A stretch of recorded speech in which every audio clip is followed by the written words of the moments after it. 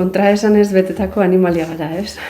Nik uste dut, erabileraz kexatzen garela, baina gero baliabideak ematen dizkiegula erabilean, ez? Adibidez, bazkaltzeko, ez? Askotan mugikorra ematen zaie ume txikiei lasai utz gaitzaten, eta gero nagusiagoak direnean kexatzen gara bazkal orduan mobila erabiltzen dutelako, orduan gertatzen dira alako egoera kontrajarriak, ez da?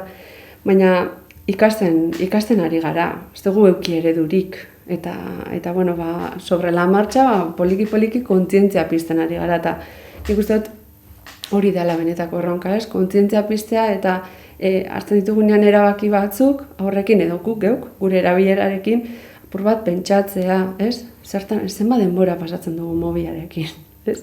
Eta nik uste dut garrantzitsuna dela galdera potolo batzuk egitea, hau da, guk teknologia erabiltzen dugunean zer pentsatzea, zer eskaintzen digun gure umeei, zergatik, zertarako, zenbat denbora, norekin egon behar diren, ez? Nun, ez da berdina logelan edo beraien logelan edo egon gelan edo sukaldean, baina batez ere galderarik potoloena eta interesgarriena beti da zertarako.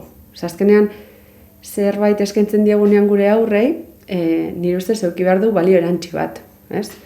Eta hor dago pixkat koska, ez? Azken finean, egon daitezke olako ideia orokor batzuk, 2 urte terderiekin ez da gomendagarria mobila erabiltzea. Baina gero, pentsatzen badu zertarako, agian izan liteke, ez?